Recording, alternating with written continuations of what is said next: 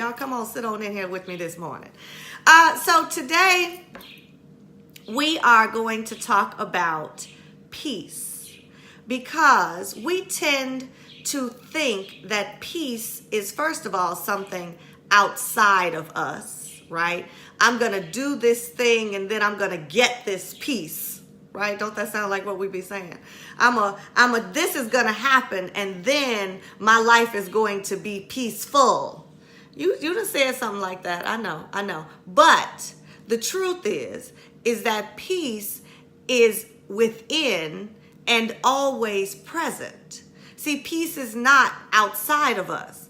And there's nothing that we can go do to go get peace, because you already got it, right?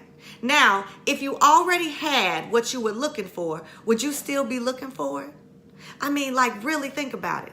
Like, let's say you had lost your keys on the way to doing something, and then you find your keys. After you find your keys and you hold your keys in your hand, are you still begging God to help you find your keys? Are you still looking for your keys? See, we don't recognize that we have some of these things already, and peace is one of them. And so you have peace already. Just it's in there. It can't go nowhere unless you don't recognize that it's there, and then it feels like it's gone. And so you may be feeling like you are without peace in your life at this moment. That may be financial, that might be family, that could be anything going on. It could be the stress of work, it could be the stress of business, it could be the stress of your kids being out for the summer, okay? But it is important to recognize is that peace is always yours. I saw this quote I want to share with you, though. It says, enlightenment is a destructive process. It has nothing to do with becoming better or being happier. Enlightenment is the crumbling away of untruth. It's seeing through the facade of pretense. It's the complete eradication of everything we imagine to be true. And so if you just think about that for a second, we are not okay with things destroying and destructing what we have put together, because we've put these things together and this was my plan. Well, I hate to be the bearer of this. Well, actually, I enjoy being the bearer of this good news, is that God's plan is so much bigger than yours. And so sometimes he's got to tear yours all the way up to put it back together. And if God is in the process of tearing up your whole plan, this is what I want you to do.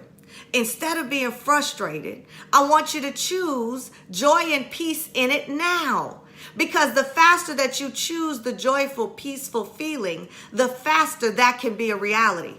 But when you are so resistant to whatever is happening, even though it might not be according to your plan, stop resisting. Because all the pressure that you put against what is creates frustration and chaos, and it further covers over your peace.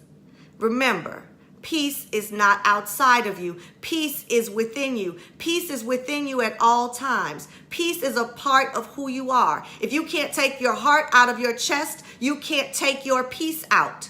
But you can lose sight of the fact that your heart beats without you. Your peace is present with you right now. And so it isn't about a later time. When you say things like, if I get this, then I'll be happy, you are already doing it wrong. Now, there aren't many things that you can do wrong, because you'll end up at the right place no matter what. You might delay your journey there. But if you think that the answer to anything that you're looking for is outside of you or has to be delayed in order to get there, you've missed the promise. See, the promise that God gave to us is that we were made in his image and likeness. And could you imagine God going around not being peaceful? Could you imagine that the God that you serve would say, well, no, I choose to be frustrated right now. I'll be peaceful next week when I'm on vacation. What? Well, wait, God, wait, no. Could you be peaceful now so you could bring me some peace? But God is saying to you all the time, I got you. Peace is already present. It is yours. When? Now? Will you choose it? Now, there lies the question that's about you. will you choose the peace? And so let's talk about some things that you might have to let go of and set down if you want things to be better in your life. Because nothing ever so technically has to change in your life for everything to feel better, for everything to be different. Nothing has to be different for it to feel different, because that's about you. That's about what you bring to your own situation. That choice that you get to make in every now moment is a choice. Peace, frustration. Peace, frustration. It's yours at any point, but you could choose to be frustrated if you want to. It's not for your best good. It's not going to get you to your goal any faster. It might frustrate you, make you have a bad day, and put some other things in a bad place that weren't in a bad place before. Because where you are vibrating in one place, you are vibrating everywhere in your life. And so if you think that you just have unpeace in one area and it's staying there, oh, no such thing. Our lives do not live in silos like that. Your peace is affecting you everywhere, or your lack of peace is affecting you everywhere in your life. And so if you let one little thing come for you, it done came for your whole life. Who gets to change that story? Who gets to change that narrative? You do. So let's talk about a few things that compromise your peace. Things that compromise your peace could be as simple as thinking that you need to be doing something at all times. Who sits still anymore? Who sits still and not on your phone? I went to the library and got a library card the other day for a simple reason. Because I was at lunch after meditation the other day, and one of my retired clients said, I love to read, and I used to read between activities. And I used to want to read more, but didn't have enough time. And so I would sit down to read and then realize, oh, I got to hurry up and do something. She said, but I love to read so much that now that I'm retired, I just pick up a book as the activity to do, and I read. I read until I'm done reading. Damn it, I tell you, that hit me like a ton of bricks. Because when was the last time that we just sat down to do something still? That we weren't still on our phones, that we weren't still looking for something else that we had to do, or worse, feeling guilty about what we're not doing right now for someone else because we were taking these few minutes for ourselves. Think about it. When was the last time you did nothing and you were okay with it? That you didn't beat yourself up? Well, if you need some peace in your life, this is one way that you can get some. Be still. Chill. You don't need anyone else for that activity, okay? This other thing, when I get. When you start to put when I get in front of anything, you are not only delaying that thing to come to you, but you are delaying the peace that you should have by believing that you have it already. See, there's this so simple part about this law of attraction. It's as simple as if I drop my cell phone, it's going to hit the ground. That's gravity. We know it. We don't fool with it. We don't try to change it, okay? But what do we do when we talk about the law of attraction? We go, oh, well, maybe that works, or maybe it don't, and sometimes it do this, and sometimes it do that. What I can guarantee you is like attracts like. And so if you are frustrated, you're going to remain frustrated. If you are feeling like you are without something, you are going to remain without it. But if you could get your mind to wrap itself around, I already have it. What would I feel like if I already have it? If you already had it, you would not be saying things like, when I get it, I'll be happy. There is no such when. The when is now. How do I feel happy? Feel like I have it now. It's not here, Monique. I know. But that's what faith is about. That's what exercising an ability to believe beyond what you can see is about. That's what that scripture on things I hoped for came true. That's what faith is. But if you don't have any of that in the beginning to exert, then you find yourself saying things like, when I get it, I'll be happy. There is no when. There is no then. There is only right now. And so I know that finding peace is difficult, right? If it were easy, no one in the world would be out here killing each other and shooting up people and going to their jobs and killing people. This just wouldn't be happening. And so I understand that peace is not at your fingertips all the time, except it is. and we think it's not. But we are lacking patience in this society. Patience with ourselves, patience with others, patience with results. And we tend to think that because you can look at somebody's video and they come together like this, their body gets snatched and they show you before and afters and put it in a 15-second loop, you think that no work took place to get there. You think that because people are at the top of their game that they started out there. Not true. Nobody who's at the top of their game started out there. It takes years of being a nobody, years of working on your practice, years of being in this job, years of working on yourself, years of working on your weight, years of working on your body, years of working on your mind, years of working on your peace to have it. But if it's worth having, it's worth being patient with yourself and being kind enough to you to bring it out of you. See, this peace thing isn't something that you can't even go to church to get it. You can't. You can't give to the building fund and get peace. There's no part about something that you can do outside of you that's going to bring it inside of you. Peace is an inside job at all times. But whose job is it? Peace is always your job.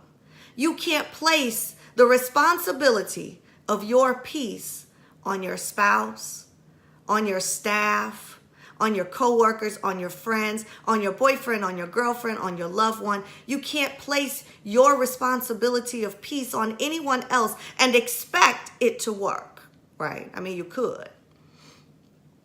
But what about those of you that think that if you express your vulnerability and you may tell people that I need some help or I need some time or I need something, that you end up looking weak? What about those of you that think that? You know why I bring my real and raw, authentic self to this call every single day? Why I sometimes get choked up and have tears? Because there is no such thing as being authentic and that making you weak. If I was here and I was sharing with you things that weren't real and I had Botoxed my feelings, as in don't let them move or come out, right? Have you ever seen any people with Botox? They want to be happy, but ain't nothing happening right here. If I brought that version of me to this space, you wouldn't even believe that I was real. You wouldn't even think that the things that I go through, that I went through, you would think that I was giving you fluff and telling you stories. But my genuine authenticity is what lets you know that it's okay to have emotion. It's okay to let water flood from your eyes. It's just water. Water is plentiful. There is plenty of water to go around. And if some of it happens to come through your eyeballs, it's okay. What about if people really knew how you really lived? Would they really like you? And so we spend all this time trying to be what somebody else might like, who they might like us to be, because we don't live like we like ourselves. Now, I'm going to end on this note because this is something that's very, very important to me. Because if you heard my call a few weeks ago, and let me just share the story with you in case you didn't. But I was making tacos, and it was a couple days after making tacos, and I was making taco salad.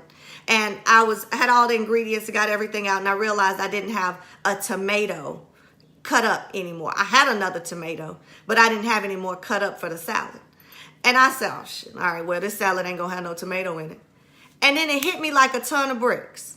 If I was making this salad for anybody else, I would have stopped and cut up the tomato.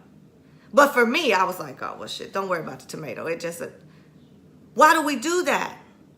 Why are we spending so much time and effort trying to make everyone else's life peaceful, more productive? You're trying to spend all of your waking hours making sure that you get everything done for everybody else, but you're not doing what you need to do for you. And you wonder why you can't get peace. You wonder why you can't sleep. You wonder why your finances are messed up. You wonder why your health is expressing itself in a negative way. I don't believe in sick, but health does express itself in a negative way. And so you do all this stuff for everybody else. And who is there to pick you up? If you're not there to pick you up, who's going to do it? And so this message this day, as I get ready to turn into chapter 38, is about an understanding that peace is an inside job. It is personal. It is for you to do. And it is to be controlled, right? Like everything else that you want to control, don't control that. Control this. Control the fact that you are in charge of your peace and don't keep handing it over to anybody else. How about that? How about you want to control things so bad? Leave the how you get your dreams up to God. Let the universe work those things out. You work on, I will maintain perfect peace at all times.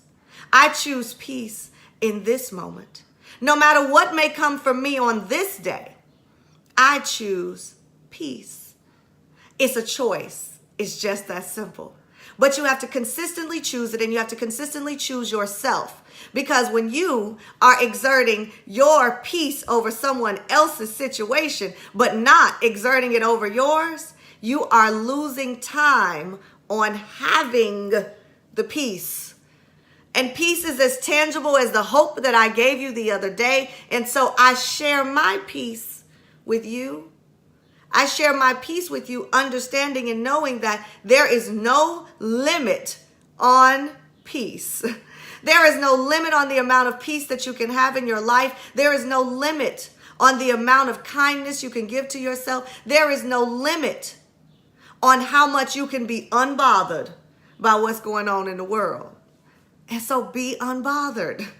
Be unbothered by any and everything going on around you, because every day brings a choice to practice stress or practice peace. Which are you going to choose? Stress will take your hair out. Stress will make your body ache. Stress will mess up your pocketbook, your wallet, your purse, your bank account. I guarantee you, stress will take you out. But peace is a choice. It is a choice that is such a sweet overtaking that, oh, boy, your shoulders peace. Peace just feels good. And so will you choose it, or will you keep doing what you're doing? Now, I done told you. You were here. You heard it. If you know somebody that needs to hear it, share this message. If you need to hear it again, save this message, go back to the beginning and start this sucker all over again. Because I guarantee you, you can have what it is that you want if you take it easy. Slow down enough to recognize that you don't have it, but you could. Slow down enough to give yourself the mental stimulation to activate that which you are wanting to have in your life experience. But if you cannot chill and allow the peace to come forward, then you're only hurting yourself and delaying the process. And so what are we doing about peace? Meditation. I'm doing birthday meditation. Okay. And so if you ain't got no good reason to come out and meditate with me for yourself, come out and meditate with me for myself. So on Saturday morning, weather permitting, in Chicago, we'll be on the lakefront. It'll be a different location. I'm not telling you where unless you RSVP to be with me. It's only $12. Come and meditate with me. I will teach you how to do it, how to instantly, in the midst of all chaos, find your peace. I've been doing this a long time. I know what I'm doing. Mo knows, because I do, because Mo do for Mo. I acupuncture, I yoga, I meditate, I walk, I exercise. I do all of that, not for anyone else, but for me and my peace. How do I release the stress of clients that sit in these red chairs with these heavy, heavy burdens? I better do all these things I'm telling you about. Shoot, if I didn't, I would be stressed out, broke. My hair would be coming out and I would be in a bad way. And so I know better. I have to do what I tell you to do. And so you must do it too. Hey, I got bars. Okay, so itinerary. Thursday night, tomorrow night, we are with Marquel at Truth, celebrating. What are we celebrating? We're celebrating the Prince tribute. We're celebrating my birthday kickoff. Hey. Then Friday, if you have tickets to Jill Scott, find me on the lawn. I want to have one big ass lawn party. I want to take my shoes off and walk over everybody's stuff and know everybody in my feet section. So that's the goal. If you're going to Jill Scott, hit me up so I can find you and you can find me and we can be in one big ass lawn party together. And then Saturday morning meditation at the lakefront. Join me. It will be amazing as long as the weather cooperates. And on Sunday, there will be a party from 4 to 7 p.m. It won't be during the day anymore because they're open later on Sunday. 4 to 7 p.m. with a 624 toast at Estate on the north side, on the rooftop. So that's my weekend to celebrate. My friend said, well, what you gonna do when you turn 40? Ha, stick around to find out, because this is chapter 38 and I'm excited about every single day of it. Mwah. I love you. Thank you for being there so you could be you and I could be me. But let's go get and conjure up and enjoy this peace together. I guarantee you it'll feel better than that frustration you've been choosing. That ain't gonna serve you at all. Have a great day, everybody. I love you so very much.